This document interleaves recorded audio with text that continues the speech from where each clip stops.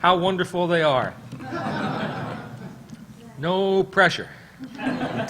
We got an extra chair. We have an extra chair here, so we'll be able to do that. We may need one more, but we can make it happen. There's one back there. All right, one back there too. So as people are asking questions, we'll call on folks to come up and to read an Original Sin 0 or 1 ahead of time. That will put you in rarefied air and make you the envy of everyone else in this room, nay, in the nation.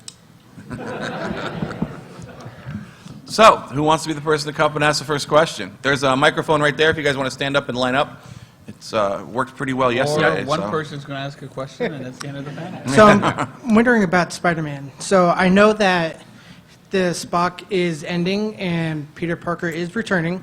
I'm kind of curious, how did that go over with the fans? I haven't really read much about it. Has there been much applause that, yay, finally Peter's back, the whole world is whole again? Because obviously when Doc Ock took over, the world ended, so. When Doc Ock took over, there was a ton of fan complaints about it. And now Doc Ock is leaving, and there's a ton of fan complaints about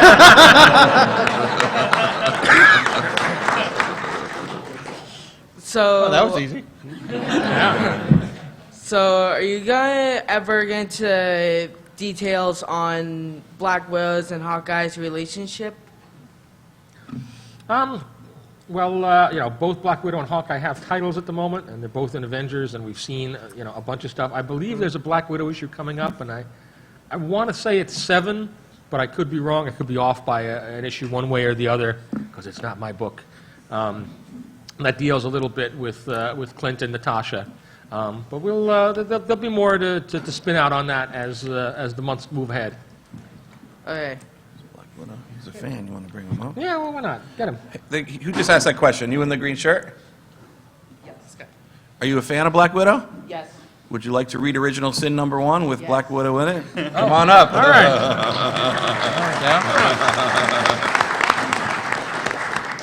How you doing? What's your name, sir? Samuel. Sam, how you doing? Great. All right. You can move on to another question. I'll give him the briefing. All right, he's going to brief him on that. All right. We'll get to your question.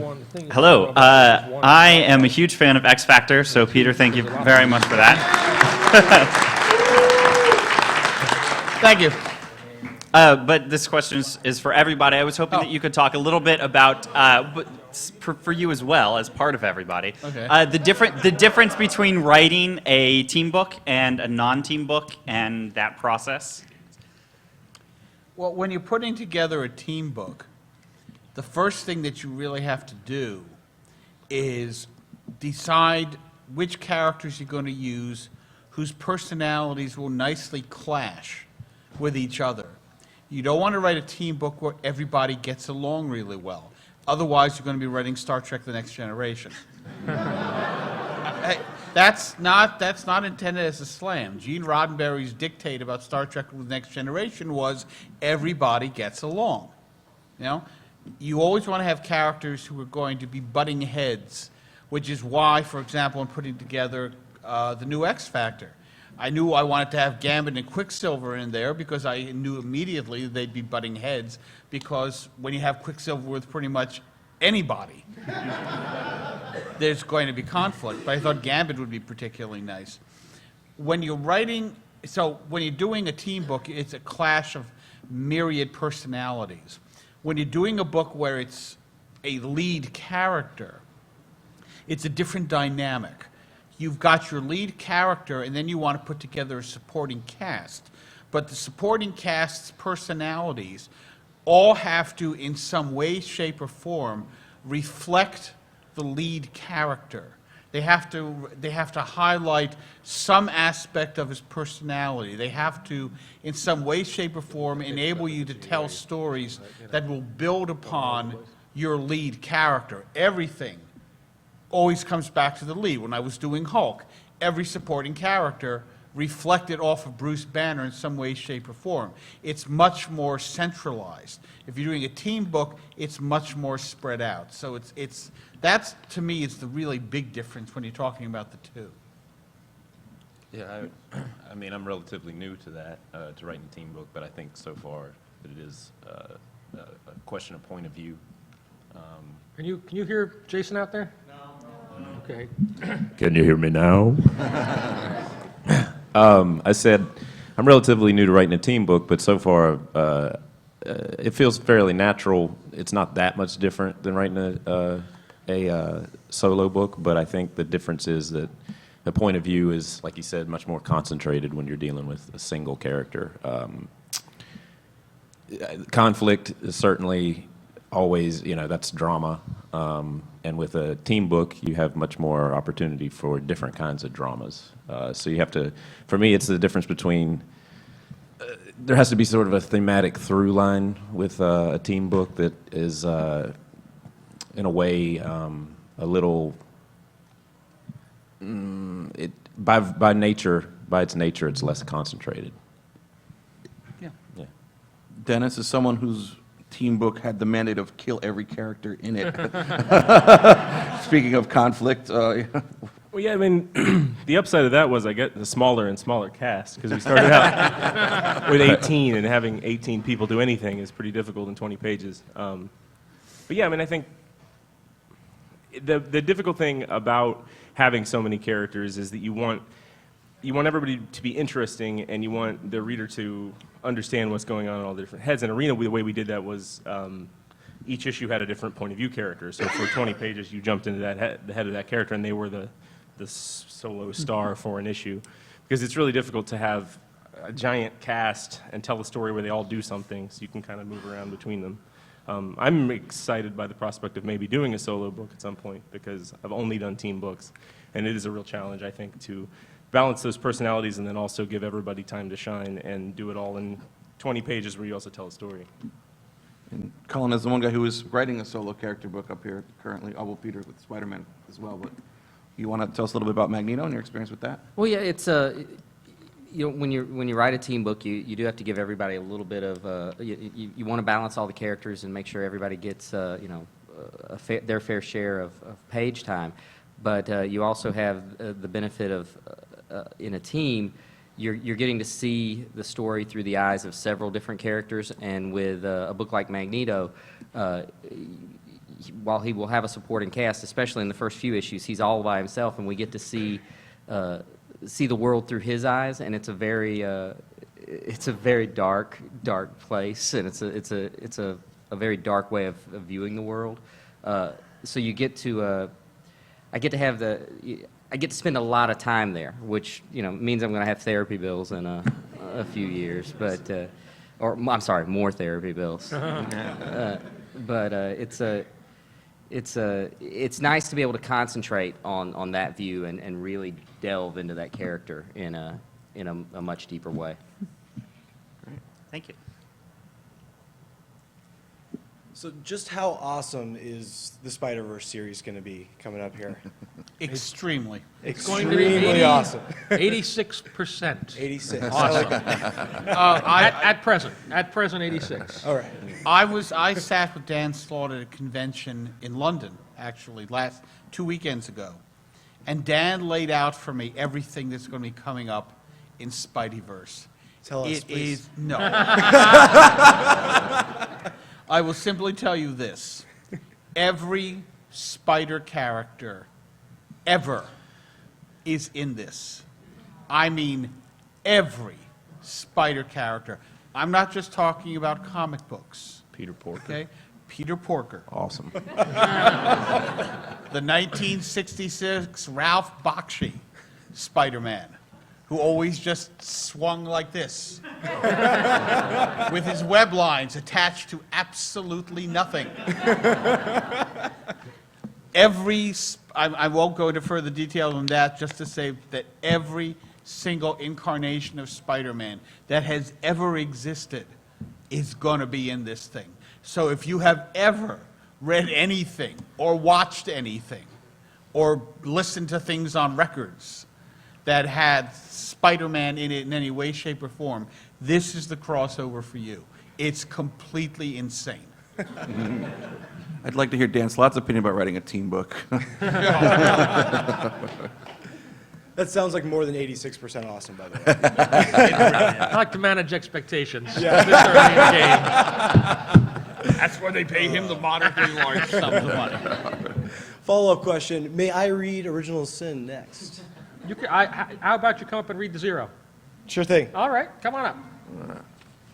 I'm aware that you don't really know much about like the movies and stuff, but I was wondering like, how is the Deadpool movie going on? Because I hear they're gonna make it, but then I hear they're not. And We, at this point, that's one of those questions, again, we really don't know. We know about as much as you do. We get our information about a lot of those X-Men and Fox movies at the same time you guys all do it on the internet. So that's about the extent of it. We hear the rumors, we hear people tweeting about it, but at this point, I think there's really no answers. I think we'll have to wait till X-Men Days of Future Past comes out in a couple months, see if he's in there, and cross our fingers that maybe we'll get more in the next couple of years. okay, thank you. Thanks.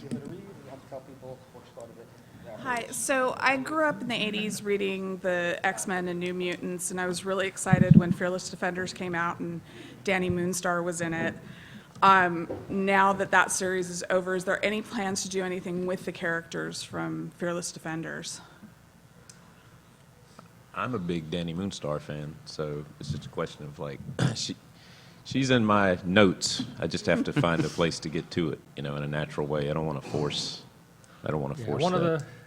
One of the benefits and one of the drawbacks of a place like the Marvel Universe is that there are dozens and dozens and dozens of characters that people love, and only so many books. Yeah. So everybody kind of gets their turn on the wheel, at a given point.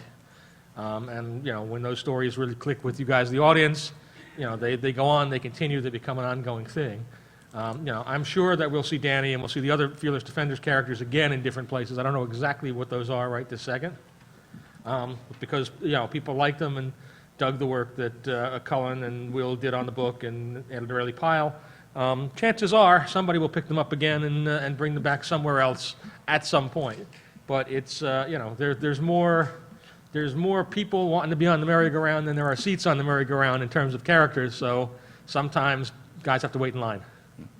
Thanks. Thanks. How much input as writers do you guys have with the artists? I mean, is it they say, okay, this is the book we want to put you guys on, and this is the 5 guys to pick from to write the or to art or to pen the book, or is it the other way around, or? In my experience, the artist is assigned by the editor. That is for the most part. There have been occasions, a few occasions, where I've actually handpicked the artist, but generally speaking, the artist is assigned to it. And 9 times out of 10, it runs fine. The amount of interaction you have with the artist pretty much depends upon the artist. I mean, pretty much every artist has my email. Probably everyone in this room has my email. I've never even made any secret of it. But the artists are always very enthusiastic, and what has always been my practice is that I watch very carefully what the artist is good at and what the artist is less good at, and then I try and angle the story towards his strengths. And I've been doing it for almost 30 years, and it's been working so far. Well, I know that Cullen does post-it panels for his books. Well, but I. Well, as far as the notes and stuff go, Yeah, well, so you were in the panel the other day where I was saying how I outline, and I said every time I outline a book, it's different, and it seems like once I outline a book one way, it doesn't work that way for me again. And really, every book I've worked on is different in terms of how the artist comes. Sometimes, the artist is already in place when I come onto the book, and sometimes they come on after. Sometimes the editor will ask if I have suggestions, and I almost always name the same 4 or 5 people. And, so it's always a little different, and the interaction is different too. Sometimes some artists really want to be collaborative and to really engage, and then some I don't really engage as much until I see the pages coming in. Okay. Well, thank you, guys. Thank you. I think the last time that I actually got an artist onto a book that I wanted was when I was doing Friendly Neighborhood Spider-Man, and I was strongly suggesting they bring on Todd Nauck. And there seemed to be some hesitation, and then they wound up assigning him to a 2-parter with Mysterio. And I sent out the first script, and Then we started getting pages back, and I get this call from the editor, and they're going, "These pages are really good." And I went, "Yeah." And they said, "And they're coming in really fast." And I said, "Yeah." And they said, "Could you make this a 3-parter? Because we want him to do a 3rd issue to get our other artist ahead." And I went, "Okay." And so those people who felt that the Mysterio 2-parter seemed padded out at 3, well, they're kind of right, but...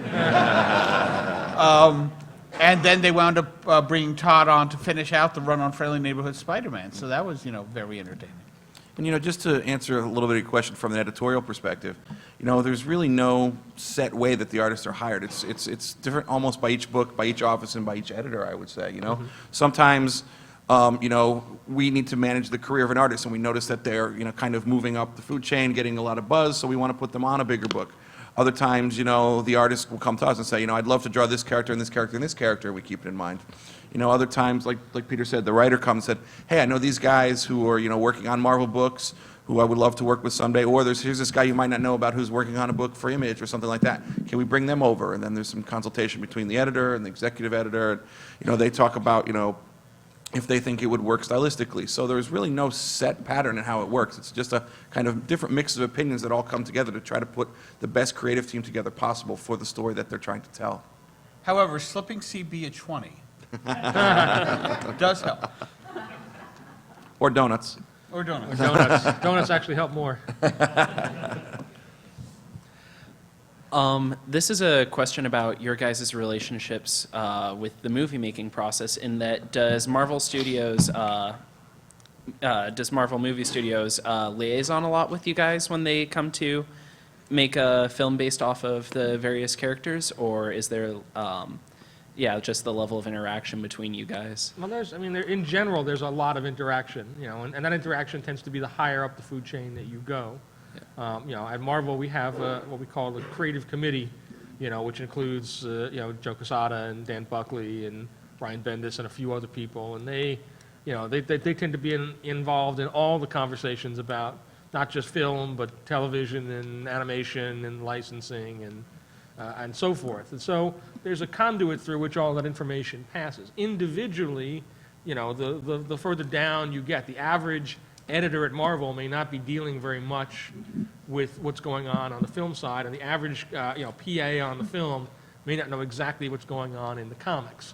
But at that sort of higher level, there's a lot of collaboration and a lot of back and forth, so that we can kind of manage these characters across all the various places that they're going to be showing up in, and keep some kind of consistency while still letting the comics do what the comics do, and the films do what the films do, and the animation do what the animation does. Awesome. Thank you. I want to make sure I get, okay, there we go. So Peter David, big fan of yours. Have your 12-year run of Hulk and your 10-year run of X Factor, which, by God. If you're bringing them up to autograph, that's going to be a problem. Yeah, when you decide to write, you write. That has happened. I've had people bringing my entire run on Hulk to autograph, and they want me to personalize it. Was it the Hulk? Yeah, it was the Hulk himself. Yeah. Oh my. Yeah, because you'd have to carry. You have to be able to carry that amount. When you get in a store, you really write for a very long time in it. I appreciate it. So the question I have for the panel is. People keep doing that. Peter, I love your work. This is for everyone. What's Peter David's best feature? There's a concept of stories that are like one and dones within an issue, and like six issue story arc. Which type do you guys prefer to write in, and based on characters or what have you? And is there any that you recommend for one and dones? People who are looking for one and dones. Any what that we would recommend? Anything currently that you guys know that is being made that is kind of written in that kind of one and done fashion, like Hawkeye and Black Widow are being written that way. But also, personally, which type of story do you prefer? Like large story arcs, one and dones? I prefer good stories, and to me, it doesn't matter whether it's a done in one, or it's a two-parter, or it's a six-parter. I just like to tell good stories. The length of it is dictated by what happens. The first issue of Spider-Man 2099 is a done-in-one story. The Hell on Earth War in X Factor could never have been done in one story. That wound up being 7 parts. Why? Because it was a really big story. Hell on Earth War could have been 10 parts easily. I managed to trim it down to 7. The nature of the story is what dictates the length, not the other way around. It is one of the nice things about writing an ongoing series, because you don't, if you get to the end of the story and you haven't finished it, you don't have to worry about wrapping it up in some way, shape, or form, because you can always continue it into the very next issue. I guess writing a team book, it's a little harder to do or I'm finding it a little harder to do a one and done kind of story, especially at the beginning. Because like we said earlier, you have only so many characters with so much time that you want to seed in as much as you can with the space that's available. So like this first arc of Wolverine and the X-Men is largely designed as sort of a larger story that caps at the end of the arc. It's just a question of focus, you know. If I think like like he says, the most important thing is it a good story or not? Are you actually making an effort? Most of my effort goes into having a story actually come to some sort of ending that will then ask a new question that leads us into another story. Do you guys find that telling the story and trying to limit it to one issue is more restrictive, and you end up making? Well, I think it's a lot like television. Like if you watch only, and I'm very reticent to make the comparison between comics and television, but only in the sense that the best television shows usually have some sort of thematic ending, even if the story continues. You know, even if there's an ellipses at the end of the story, within the chapter, you've seen a story play out, you know, in the undercurrent of the plot or the character interactions. Yeah, it's also, I think that there's some misperception on this kind of thing. You know, first off, it's not really a question between 1-issue stories and 6-issue stories. There could be stories of any length, you know, within that and beyond. 7 parts for Hell on Earth. So it really is the length of the stories. What we do think about, you know, editorially at least as we're planning, is what the book is, what the collection is. And whether that's, you know, it's Hawkeye and it's, you know, I think it was 4 1s and a 2, or, you know, it's a 6-part story, or it's a 5 and a 1, or whatever. We kind of understand where the book breaks will be. But the book breaks don't determine the lengths of the stories necessarily. They just allow us to package them specifically, which is why every once in a while I'll get a question about this. Why was volume 2 of this book, why did that have 8 issues and then the next one only had like 4 issues? And the reason is that's where everything broke, to allow those books to, you know, exist and be sort of complete unto themselves while still kind of carrying the thread through to the next issue. I also think that for all that, you know, Hawkeye or Black Widow are, you know, they're doing a lot of done-in-ones. They're done-in-ones that have a larger story arc going on. Right. You know, there's clearly stuff going on in Hawkeye right now that's building on things that Matt and David did on earlier issues. So while a lot of these things individually seem like done-in-ones, hey, it's Pizza Dog issue. He's doing stuff. He's a dog. You know, that all, you know, all the events that are in there are building upon the issues that came before and are setting up the issues that come later. So it's kind of, it's not one or the other. Yeah, it's more subtle. In those issues, it's more subtle versus, you know, the ones where they kind of just break off and say, come back next week. You know, that all having been said, I feel like, particularly with newer books, the zeitgeist at the moment is more towards shorter, tighter opening stories. Not necessarily always 1s, but not really always 6s, than it had been in the past. And that's just, that's based on nothing more than my gut sense of it right now, and what seems to be sparking with people. Cullen, you seem like you had something you wanted to add? Well, I think, you know, from my point of view, I think I have a better handle on longer story arcs. I think I'm more comfortable with those. Mm-hmm.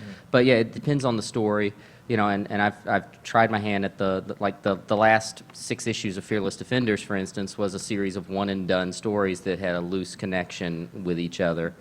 Mm-hmm. I think it's more important, or at least the thing I'm really focusing on right now, whether it's a one and done story or a part of a different arc, I want each issue to feel like it has a beginning, middle, and end, and to feel complete, even if it continues on into as part of another another arc. And I think if you're looking for, when I think of one-and-done stories that were really done well, I think of Warren Ellis's Secret Avengers. I think that's really what I look to when I think of really great one-and-done issues.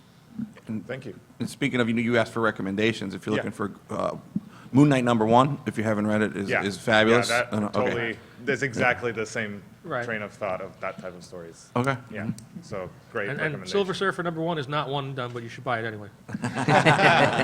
In fact, buy it before you buy Moon Knight. They're both like, sort of white, very similar. Hi. First off, I'm a really big Marvel fan. I think I was almost born a Marvel fan. My first comic books were actually X-Men. Being a fan and kind of living with these characters, it's really neat seeing them in all the different mediums now. And I was wondering, for you guys, working with these characters and knowing them so well, and for some of you working with them for a while, what you guys think of seeing them now in like movies and TV shows, kind of in the flesh now, of characters that you've lived with, worked with, loved? I always have a hopeful expectation for the movie stuff, but I'm first and foremost always been a comics fan.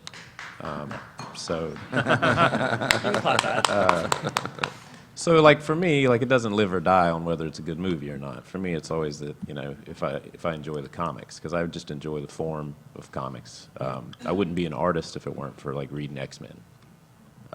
So while I love the movies, I love all kinds of movies too, but comics I have a special connection to comics because it led me here, How old are you, sir? I'm sorry, Peter, I didn't mean to interrupt. How old are you? I'm 35.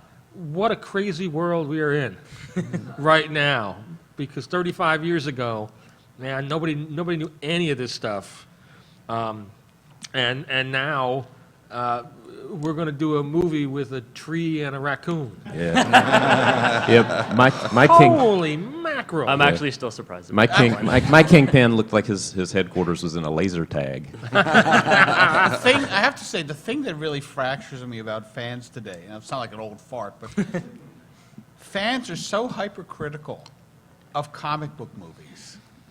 And when I was 20 or whatever, comic book heroes were represented mostly on television in things like the big Justice League anniversary, whatever the hell it was, with Adam West and Burt Ward and a whole bunch of other stand-up comedians playing the various DC superheroes, and it was the most ghastly stuff you could possibly imagine. And that was the only way that you saw dramatizations of superheroes. And now you have people dissecting the fine points of, is this a sufficient Green Lantern movie? And it's like, beats the hell out of the 1970s JLA thing. Is this a good Hulk? Well, you know what? It's better than the Lou Ferrigno Hulk, That said, I really loved Mark Ruffalo in the Avengers film. He was the best Bruce Banner. Because my favorite moment in the Avengers film is nobody else's favorite moment. It's the one where he's face to face with the Black Widow, and he blows up at her, and she pulls out the gun, and he says, "I'm sorry, that was mean." Yeah. And he's being kind of apologetic, and I went, "That's the Bruce Banner that I left the Hulk with. That's him, right there. That's the guy." I just so love that moment. I generally like most of the films. I think that they do a terrific job. We have come from the Hollywood point of view so far from the old days where they would say, no, Thor can't be a thunder god because that's going to offend religious Christians. So he has to be a Viking warrior. And by the way, Daredevil's going to wear a blindfold because he's blind, right? So it's okay. And Kingpin's going to work in a laser tag. Yeah, exactly. It was all this weird, arbitrary crap, and now the films are being made by people who genuinely understand and appreciate the core stuff that the comic books bring to the movies, except for the Catwoman movie. I don't know what the hell was going on there. But other than that... Tom, wasn't there some pitch way back in the day? I remember Ralph talking about this, about a Daredevil movie where he had a dog who would That drive wasn't, drive. that wasn't, Cartoon. yeah, that wasn't a Cartoon movie. was That a was an cartoon. animated cartoon. Oh, that was the cartoon. Yeah, Yeah. back He when had a dog 1988. named Devil Dog. Yeah, And they would shoot him out of a cannon, Out of a right? cannon. yeah, it was. Were you about to say the dog drove? Yeah, the dog drove the van. That's It was. amazing. It was. Can I pitch this now?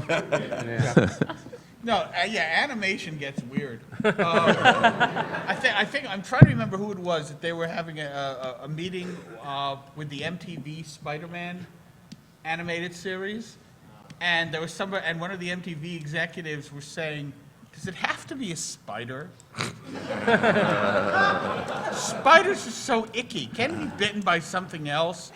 And whoever it was, the Marvel A dog writer, that can drive a car.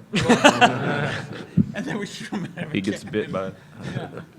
You know, just weird stuff. But I think the live action, they've really done a terrific job. Yeah, go see Captain America: The Winter Soldier. It's absolutely fantastic. One of our best yet, if not the best We're movie, doing I a think. Captain America movie? Yes, Another we one? are. Another one. Wow. Yeah, the Marvel screenings tomorrow night. I'm going to be 30,000 feet in the air coming back from here in the Marvel screenings tomorrow night. Damn it. Shut up. I'll go scream. I tell you, the first Captain America movie, I saw it during the San Diego Comic-Con.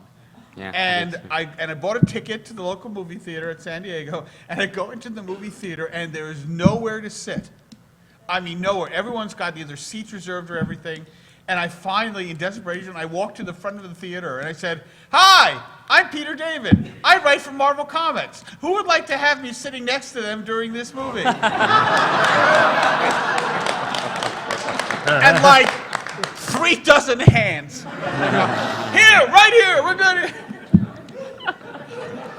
Nicely done. It worked. It worked. Thank you. Hey, so Except that for Jamie Madrox at X-Men 3. I hated what they did with that. I was at the screening. Remember the Marvel screening for the third X-Men film? And they, well, you weren't. And they brought on Jamie Madrox, and Magneto says, "Hi, want to be part of my team?" And Madrox says, "Sure." And I'm sitting in the audience, and I went, "Oh, great." And my voice carried. Everyone in the theater heard me say, "Oh, great," and they all know who it was, and the whole audience was gone. Everybody.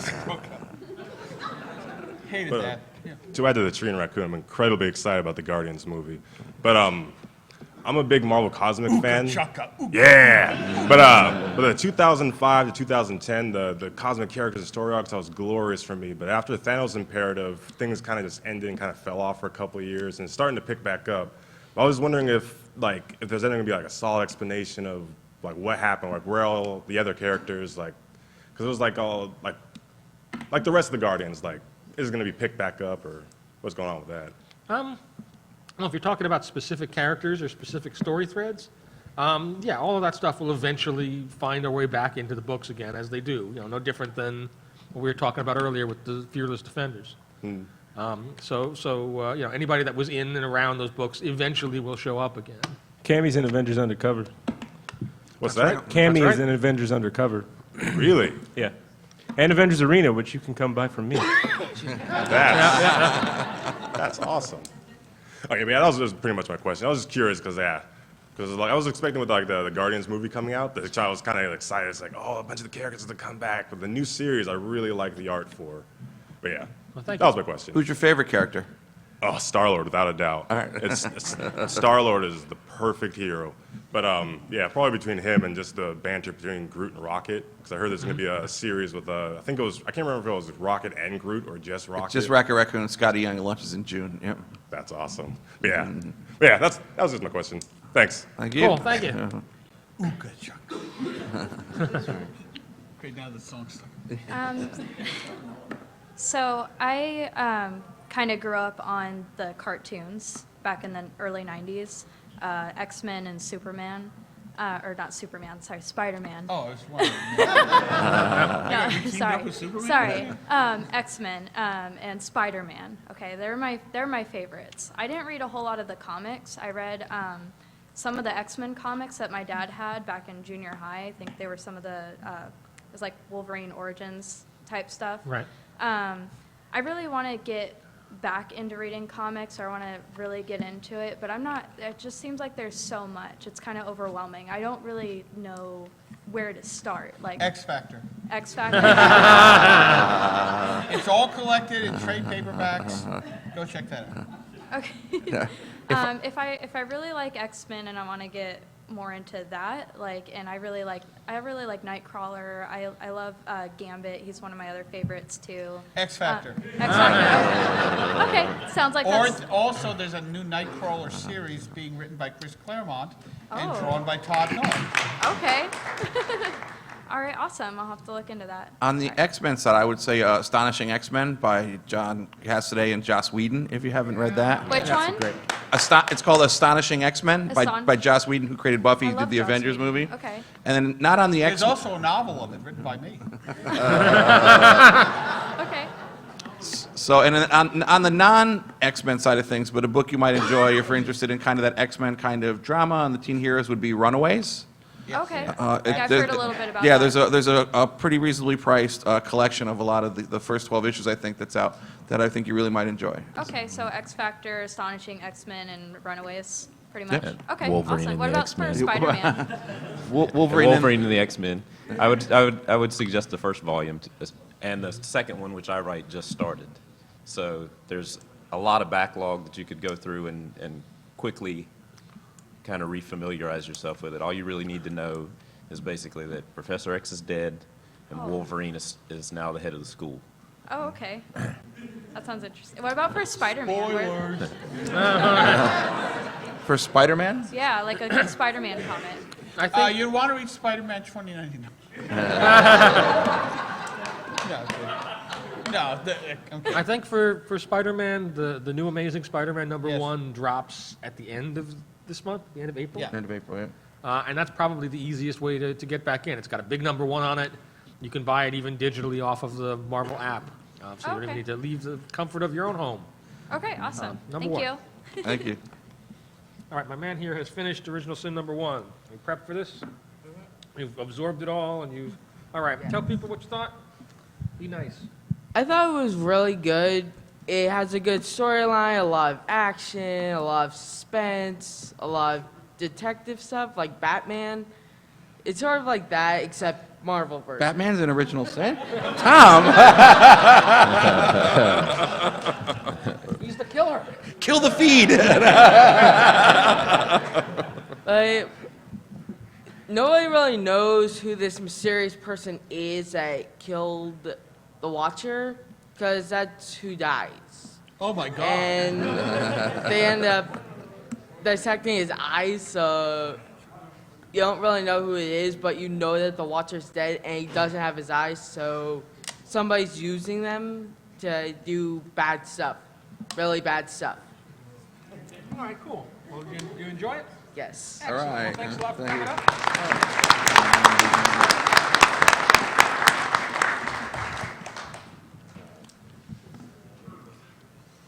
Hi. Can you hear me okay? I Yep. don't do this very often, so anyways. And I'm sorry if you don't know much about the thread that I want to ask about, and I understand if you don't.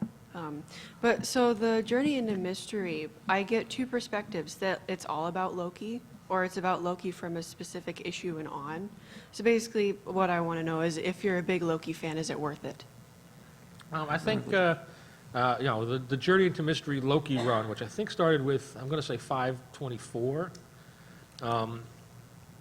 was very well responded to. It seemed like the people that dug Loki from the films, particularly the first Thor film, which had been around then, really enjoyed it, and it was a huge thing on Tumblr, if that means anything. There's an enormous crowd of people on Tumblr who loved that series. So I think it's well worth at least taking a look at the first volume and seeing if it was something that you dug. All right. Thank you. Thank you. I was just wondering if you guys, like, with how much the fans can, like, negatively react to things that you write. No. Do you prefer to sort of take your own spin on existing characters, or like I know Dennis Hopeless, you write. I like your stuff because you write a lot of characters that I like, but don't have a lot of sort of page. They're not seen a lot, Right. Like Do you like sort of like reinventing existing characters, or sort of working with characters who don't have as much sort of existing background? My favorite thing to do is to piss people off. Boy, you in the right industry. No, yeah, I mean, it's one of the fun things about using characters that aren't as, I don't know, aren't as seen as many other books, is you have more freedom with them, because you can, like, all of the characters in Avengers Arena were like away from the Marvel Universe for the whole series, so I got to kind of do whatever I wanted with them. Whereas if you're using a character that's in 5 other books, you can't like cut off his left arm necessarily, unless it grows back. I guess you could cut Wolverine's left arm off, but it would be back by the end of the issue. So yeah, it's nice to have that freedom. And also, I was able to pick my favorite characters from books like you're talking about for Avengers Arena and for Undercover. So take characters like Cammy that I absolutely loved in the Abnett Lanning Cosmic books, who hadn't been seen since there. I got to bring her back to the Marvel Universe and give her a new life, which is a lot of fun. Yeah, the downside is those characters tend to have, well, probably all characters, all Marvel characters tend to have a really rabid fan base, and if you change anything, they don't like that necessarily. So there is some backlash you have to deal with if you want to change stuff up. But yeah, It's kind of a mix. The X-Men is kind of inherently about change, whether that's adding new characters or exploring like new avenues for existing ones. But in particular, like my book is about a school, so there's an opportunity for a lot of young characters. So it's kind of, I try to strive for a healthy mix there, because I know that even though I grew up reading X-Men comics, nobody wants to read me regurgitating the things that I grew up with. I have to filter them through myself and try and come up with something new. Thanks. All right, Jeremiah's done with Original Sin number 0. What did you think? Get in close to the microphone. Yeah, Not it's that good. probably about 86% awesome. All right, cleared the bar. Some great multiverse action, really epic, really cool. Check it out. All right, thanks a lot, man. Thank you.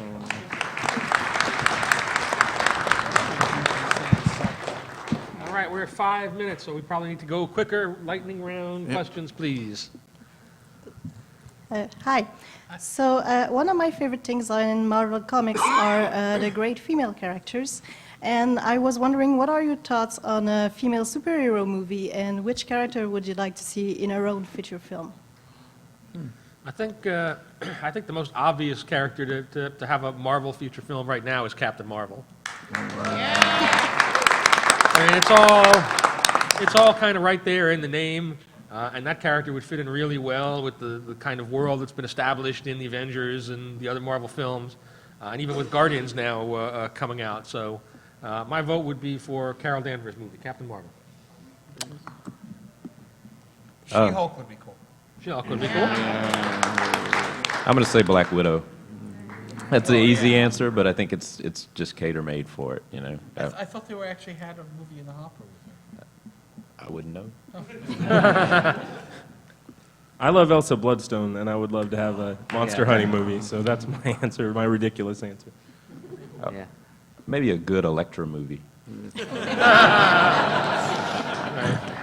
You know, I think Valkyrie's just ready to show up in the Thor movies and stuff too. Yeah. I was always a big fan of Brian Bendis' Alias series, and we'll be seeing Jessica Jones as part of the Netflix TV television shows coming up. Yeah, I'd like to see a Storm X-Men kind of centric kind of book, because that was pretty big when I was a kid, Storm as the leader of the X-Men. Thank you. Thank you. Who would you like to see? Captain Marvel. Okay. Nailed it. Hello, gentlemen. Since this is a lightning round, I'll keep it quick. What can Thor. we expect? Thor. Hey, Came dressed how's it for going? it. Thank you. Yeah. So speaking of that, what can we expect to see with the Thunder God coming up? Jason's not here.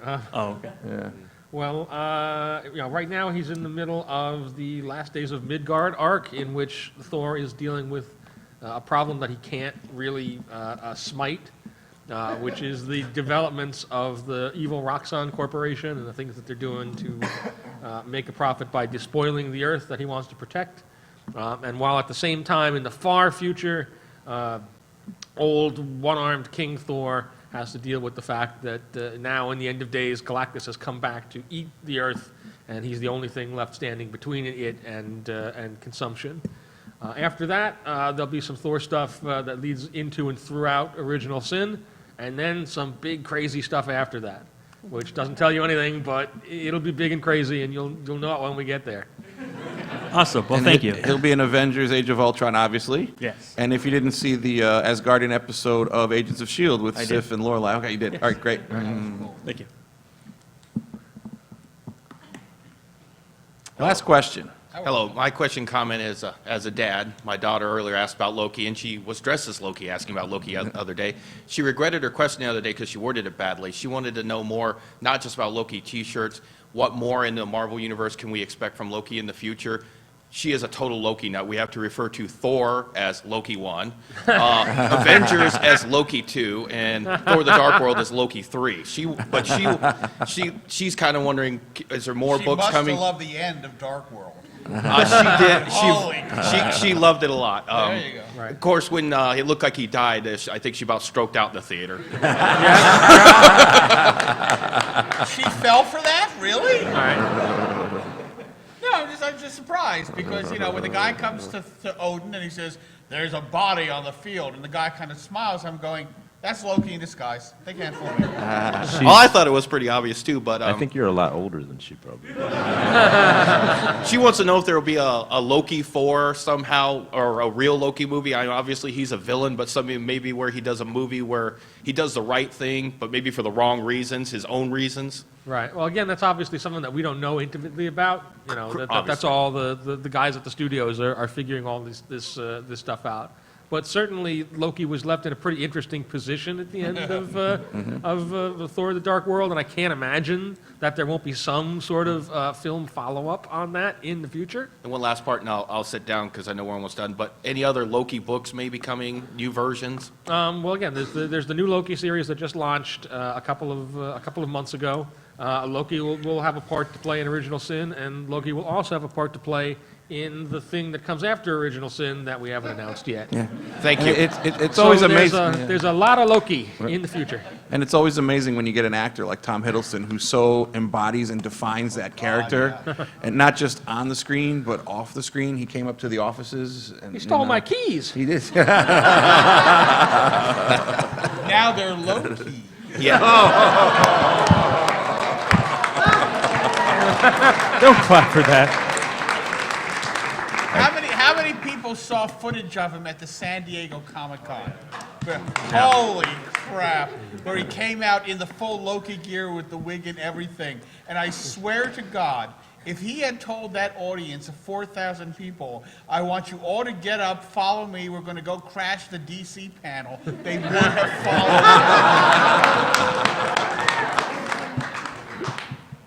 All right, hey, everybody, thank you for coming. Thanks a lot. Have a good show. Great to see you.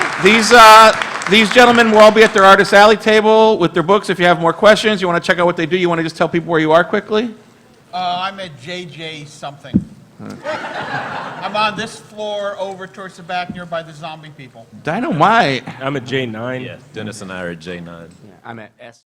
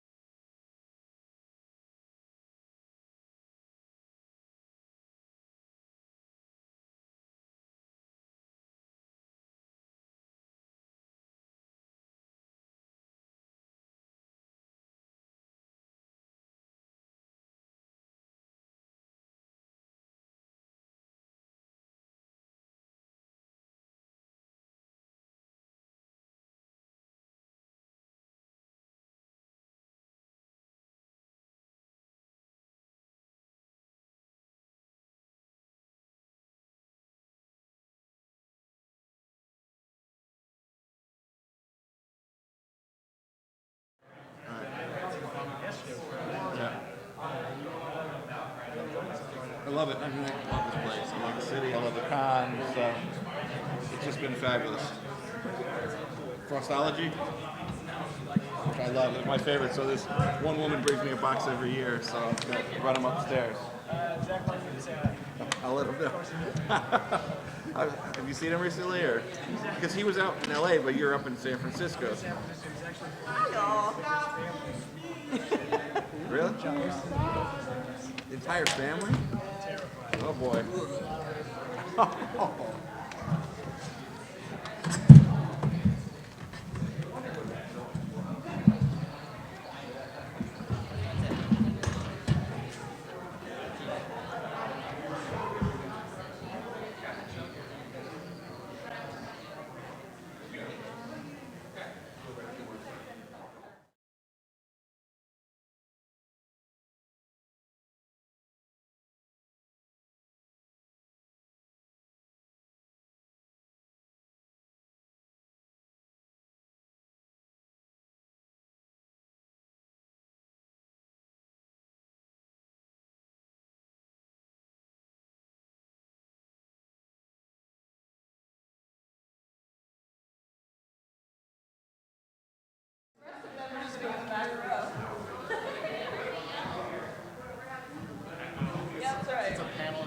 That's right.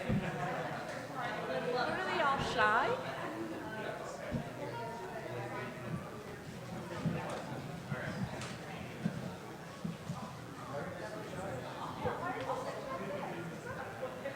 The path to building superintelligence requires us to unlock the most fundamental secrets of the universe. Intelligent machines will soon allow us to conquer our most intractable challenges. To develop new methods for the early detection of cancer. To build a better future for all of us. Simply put, to save lives. Once online, its analytical power will be greater than the collective intelligence of every person born in the history of the world. Professor? What did you do? Take out the course.